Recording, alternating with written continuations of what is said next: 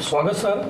यंदाच्या पूर्वपरीक्षेच्या पेपरबद्दल विद्यार्थ्यांच्या भन्नाट रिएक्शन्स येत आहे आणि हा पेपर नेमका कसा होता यावर ॲज अ एक्सपर्ट म्हणून तुमचे काय मत आहे? सर मी हिस्ट्रीचा पेपर बघितला. पहिले 15 प्रश्न हिस्ट्रीचे आहेत सगळीकडे आणि अगदी कुठून काढलेत प्रश्न, असा प्रश्न पडावा अशी गोष्ट आहे.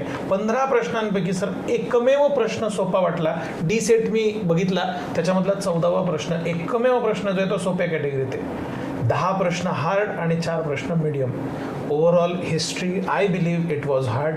ॲज अ शिक्षक आम्ही या गोष्टी वाचलेल्या असल्या तरी ह्या गोष्टी विद्यार्थ्यांनी पाठ करायला पाहिजेत किंवा या गोष्टी विद्यार्थ्यांनी गोकून ठेवायला पाहिजेत असं आमचं ॲज अ टीचर म्हणून ओपिनियन नसतं. पण विद्यार्थ्यांना ते प्रश्न त्यांनी विचारलेत, अगदी कोपऱ्यातले प्रश्न विचारलेत आणि त्यांना या गोष्टी आता तयार कराव्या लागणार आहेत. UPSC खरंच UPSCच्या लेवलला जायला लागली आहे सर आता. सर याचा या हिस्ट्रीच्या मग या 15 क्वेश्चनचा कट ऑफवर काय परिणाम पडेल? सर मला व्यक्तिशः वाटतं कट ऑफ खाली आहे.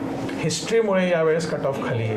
हिस्ट्रीमध्ये विद्यार्थ्यांचे 4-5 जरी बरोबर आले तरी I would say he has done very good. तर हे सर UPSCच्या लेवलचं हिस्ट्री गेलं असं म्हणू शकतो का? UPSCच्या लेवलचा काही प्रश्नांमध्ये UPSCच्या वरच्या लेवलचा गेला आहे सर. काही प्रश्न इतके कोपऱ्यातून आलेत म्हणजे 2-3 सिलेबस आधीची बालभारती, 2-3 सिलेबस आधीचे स्टेट बोर्डाचे पुस्तकं त्याच्यामधून प्रश्न आलेत सर. काय काय म्हणजे भुसावळ बॉम्ब खटला वगैरे सारखे. अरे बापरे.